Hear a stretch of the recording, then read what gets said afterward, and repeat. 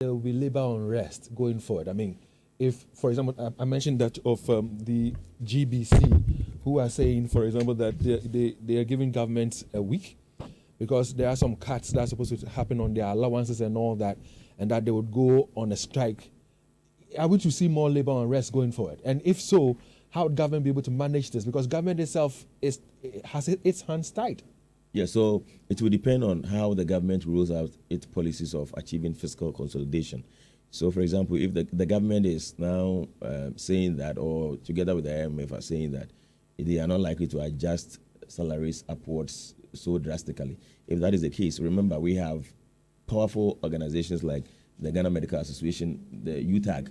If all these people are affected, then obviously we will see a lot of unrest. But it depends on their negotiation skills and how the government will handle these things. But does government have it to give? If you say the negotiation skills, and I've heard Professor Jampo raise concerns and spit out some blood spits and all that. Does government have what it takes to give to labor? Yes. If labor wants to really hold government by its whatever, the government can have it if it really wants to have it. Even under the IMF conditions? Yeah, so you see, we don't have money, isn't it? Now, Yeah. that is the conversation. Didn't they construct roads at Kumewu when the by-election came? What happened? We have Article 71 there. You see, I think that the government should begin looking at our laws well. So we have been complaining. Who is supposed to initiate it? So if the government really wants to have it, this is the best time for the government to start looking at our laws and the potholes in the system.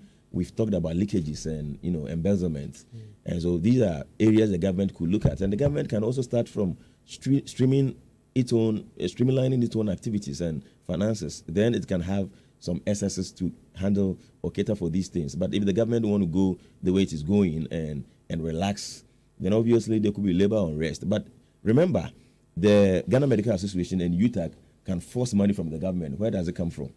So the point is that the government must be strategic enough, because if it relaxes and the whole thing begins, then Bank of Ghana will be forced to do what it does.